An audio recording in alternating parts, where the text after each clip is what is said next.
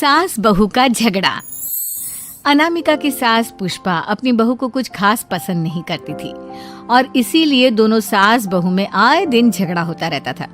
सास बहू के झगड़े के चक्कर में अनामिका के पति मोहित की जिंदगी मुश्किल में पड़ गई थी।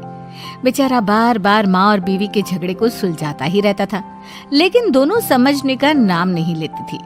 वैसे तो सब कुछ ठीक ठाक चल रहा था, लेकिन एक दिन अनामिका और पुष्पा के अंदर जोरदार झगड़ा हुआ और बात कुछ इस तरह थी।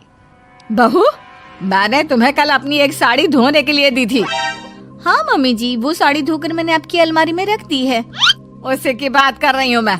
जरा देख तो, इस साड़ी को देखकर किसी भी तरह से लगता है ये धुली हुई है। अरे मम्मी जी, मैंने आपकी साड़ी वॉशिंग मशीन में अच्छे से धोकर सुखाकर आपकी अलमारी में तह बनाकर रखी थी। आपके तो नखरे खत्म ही नहीं होते। अरे कैसी बात कर रही है मुझसे, मेरे नखरे? अरे मोहित, जरा ये देख तो, ये साड़ी धुली हुई लग रही है क्या? अरे मम्मी, जब अनामिका कह रही है कि उसने साड़ी धोई थी तो मान लो ना। हर बात पर झगड़ा करना जरूरी है क्या? क्या है ना मोहित, तुम्हारी माँ को तो मेरे हर काम में नुस्ख निकालने की आदत पड़ गई है।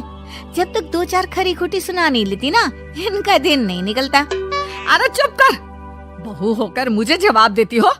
एक तो गंदे कपड़े उठाकर अलमारी में रख दिए, ऊपर से कैंची की तरह कचर कचर बोली जा रही हो। अरे मम्मी जी, आपको समझ में नहीं आता क्या?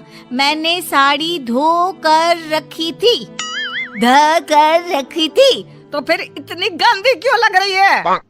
अब मुझे क्या पता मम्मी जी, आप इस पर इस तरह तेल और घी की चिकनाई के दाग लगाकर लाएंगी तो ये मेरी जिम्मेदारी थोड़ी ना है। अरे तो हाथ से धोना चाहिए था ना।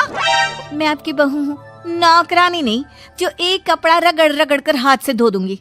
आपको पहननी है तो पहनिए, नहीं तो रख दीजिए। तुझे तो मैं अच्छी तरह बताऊंगी, मुझे जवाब देती है। एक दिन सुबह के वक्त, अरे अनामिका, मेरी व्हाइट शर्ट कहाँ है? आज ऑफिस में बहुत बड़ा प्रेजेंटेशन है और मुझे वो व्हाइट शर्ट पहन कर जाना है। मुझे पता है, आपने मुझे 2 दिन पहले ही बता दिया था और आपकी शर्ट मैंने धोकर अच्छी तरह आयरन करके अलमारी में लगा दी है। जाइए वहां से ले लीजिए। अनामिका, ये तुमने क्या किया? ये देखो, शर्ट पर लिपस्टिक का दाग लगा हुआ है और ये तो एक जगह से जल भी गई है। नहीं नहीं मोहित, ऐसा नहीं हो सकता। मैंने तो तुम्हारी शर्ट ठीक से इस्त्री करके अलमारी में लगाई थी। तो फिर ये जल कैसे गई अपने आप? अलमारी में लटके लटके थोड़ी ना जल जाएगी। पर मोहित, मुझे अच्छी तरह याद है। देखो, अपनी गलती को छुपाने की कोशिश मत करो। और अगर शर्ट जल भी गई थी तो तुम्हें पहले बताना चाहिए था ना, मैं नई शर्ट लेकर आ जाता। अब ऐन वक्त पर शर्ट कहाँ से लेकर आऊं? मेरा इतना इम्पोर्टेंट प्रेजेंटेशन था, सब खराब हो जाएगा। अरे बेटा, क्यों परेशान होता है? ये देख, मैंने तेरे लिए पहले से ही एक नई व्हाइट शर्ट ला कर रखी है। लेकिन मम्मी, आप मेरे लिए व्हाइट शर्ट क्यों लेकर आई? अरे मुझे पता था तेरा प्रेजेंटेशन होने वाला है और अपनी इस बहू पर तो मुझे बिल्कुल भी भरोसा नहीं। क्या पता मेरी साड़ी की तरह तेरी शर्ट भी गंदी करके रख देती। और देख, वही हुआ ना। बेटा, सारी टेंशन छोड़ और ये नई शर्ट पहन कर जा। थैंक यू मम्मी, आज तो आपने बचा लिया मुझे। कुछ दिनों के बाद, अरे अनामिका, जानती हो, ऑफिस में मेरा जो दोस्त है ना अमर, आज उसका बर्थडे है और उसे तुम्हारे हाथ का चॉकलेट केक बहुत पसंद है। थोड़ा सा बनाकर टिफिन में रख दो ना प्लीज।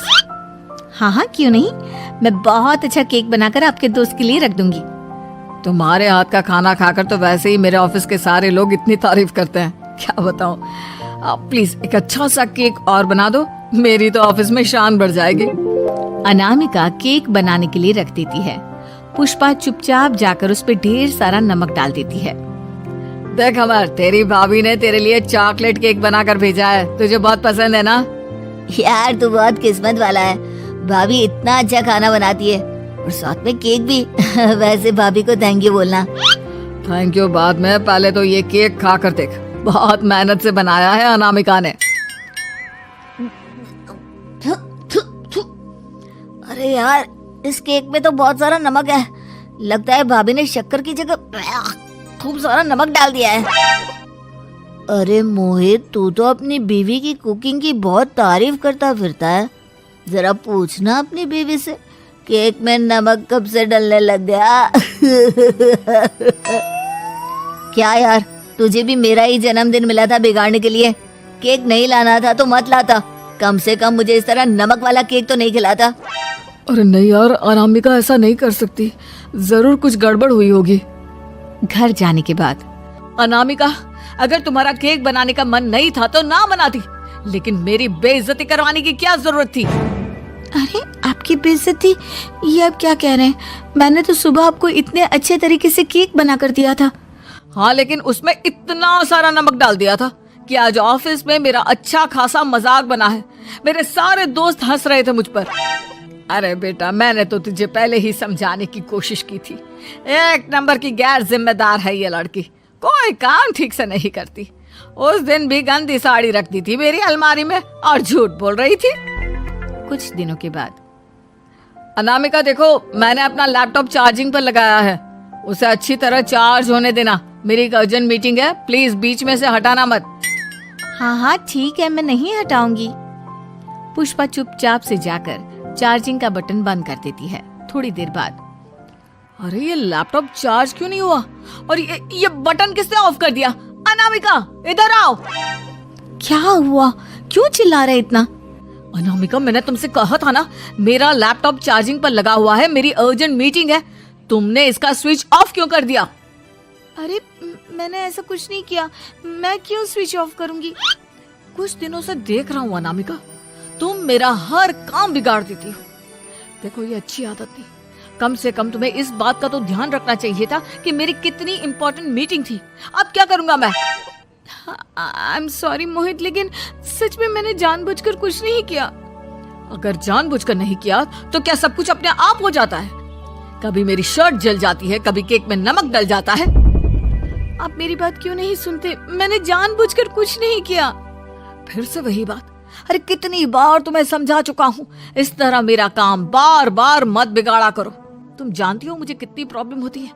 ऑफिस में तो पहले ही बेइज्जती करा चुकी हो, और अब ये मीटिंग, ये भी मेरे हाथ से निकल गई। अनामिका की समझ में कुछ नहीं आता कि आखिर उसके साथ ये सब क्या हो रहा था और क्यों हो रहा था। फिर कुछ दिनों के बाद मोहित अपने ऑफिस से कुछ फाइल लेकर घर आता है। अनामिका, ये कुछ फाइलें हैं, इन्हें संभाल कर रख दो, और प्लीज इस बार ध्यान से, कोई गड़बड़ी नहीं होनी चाहिए। नहीं मोहित, कोई गड़बड़ी नहीं होगी। मैं सारी फाइल्स अलमारी में लॉक करके रखूंगी और चाबी अपने पास रखूंगी। अनामिका, जरा अलमारी की चाबी तो देना। क्यों मम्मी जी, आपको क्या काम है? उसमें मोहित की जरूरी फाइल रखी है और मैं नहीं चाहती कि इस बार कोई भी गड़बड़ हो। पता नहीं कुछ दिनों से हर काम खराब हो जाता है। अरे मुझे उसमें से पैसे निकालने हैं और उसके बाद ले लेना अपनी चाबी। मैं खा नहीं जाऊंगी तुम्हारे पति की फाइल। अनामिका को अपनी सास पर शक होता है। चाबी देने के बाद वो चुपचाप छुपकर अपनी सास की हरकत देखती है। ये फाइलें उठाकर डस्टबिन में डाल देती हूँ, फिर देखना कैसे मोहित इसकी खबर लेगा। इस बार तो छोड़ेगा नहीं इसे। वैसे भी पहले मैंने जो कुछ भी किया है उसकी वजह से अच्छी खासी डांट पड़ी है, मजा आ जाएगा। अच्छा, तो ये बात है। सारा काम मम्मी जी बिगाड़ देती हैं, वो भी इसलिए क्योंकि मेरा उनसे झगड़ा हो गया है। सास के जाने के बाद अनामिका मोहित को बुलाकर लाती है। क्या हुआ अनामिका, क्या दिखाना है? ये देखिए, आपकी फाइल डस्टबिन में पड़ी हुई है। इसीलिए तो कहा था संभाल कर रखना, और तुमने उठाकर ये फाइल डस्टबिन में डाल दी। मैंने नहीं, तुम्हारी मम्मी ने डाली है, मुझसे बदला लेने के लिए, ताकि तुम मुझे डांटो। और अगर मैंने डाली होती तो मैं तुम्हें दिखाने के लिए बुलाकर तो नहीं लाती ना। सही कह रही हो, मैं अभी मम्मी से जाकर बात करता हूँ। थोड़ी देर बाद, मम्मी सच सच बताइए, मेरी फाइल अलमारी में से निकालकर डस्टबिन में आपने डाली थी ना? अरे अपनी माँ पर इल्जाम लगाता है, शर्म नहीं आती तुझे? मैं इल्जाम नहीं लगा रहा हूँ मम्मी, जो सच है वही पूछ रहा हूँ। आप जल्दी से बताइए आपने ऐसा क्यों किया? अरे तो क्या करती, तेरी बीवी मुझसे झगड़ा करती है, उल्टे सीधे जवाब देती है, मुझे उससे बदला लेना था।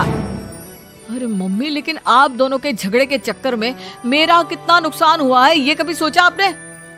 मम्मी जी, अगर आपका बदला पूरा हो गया हो तो आइंदा ऐसी कोई हरकत मत करना, क्योंकि अब आपकी सच्चाई हमारे सामने आ चुकी है। यह तो वक्त ही बताएगा मैं क्या करूंगी और क्या नहीं। मम्मी जी, कहा ना आप ऐसा कुछ नहीं करेंगी। अरे मेरी जो मर्जी आएगी वो मैं करूंगी। मेरा सर घूम रहा है। सास बहू के झगड़े में मेरी जिंदगी का तो कचरा हो गया है, कचरा।